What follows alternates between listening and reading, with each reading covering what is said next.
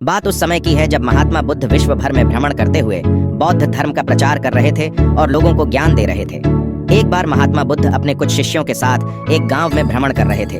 उन दिनों कोई वाहन नहीं हुआ करते थे, सो लोग पैदल ही मीलों की यात्रा करते थे। ऐसे ही गांव में घूमते हुए काफी देर हो गई थी।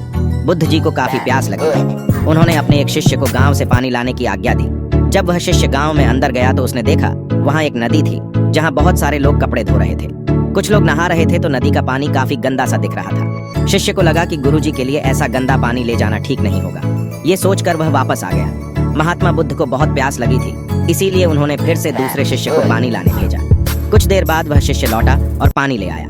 महात्मा बुद्ध ने शिष्य से पूछा कि नदी का पानी तो गंदा था, फिर तुम साफ पानी कैसे ले आए? शिष्य बोला कि प्रभु, वहाँ नदी का पानी वास्तव में गंदा था, लेकिन लोगों के जाने के बाद मैंने कुछ देर इंतजार किया और कुछ देर बाद मिट्टी नीचे बैठ गई और साफ पानी ऊपर आ गया।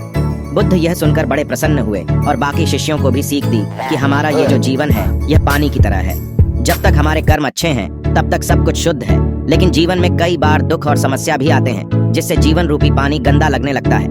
कुछ लोग पहले वाले शिष्य की तरह बुराई को देखकर घबरा जाते हैं और मुसीबत देखकर वापस लौट जाते हैं। वह जीवन में कभी आगे नहीं बढ़ पाते। वहीं दूसरी ओर कुछ लोग जो धैर्यशील होते हैं वो व्याकुल नहीं होते और कुछ समय बाद गंदगी रूपी समस्याएं और दुख खुद ही खत्म हो जाते हैं। तो मित्रों, इस कहानी की सीख यही है कि समस्या और बुराई केवल कुछ समय के लिए जीवन रूपी पानी को गंदा कर सकती है, लेकिन अगर आप धैर्य से काम लेंगे तो बुराई खुद ही कुछ समय बाद आपका साथ छोड़ देगी।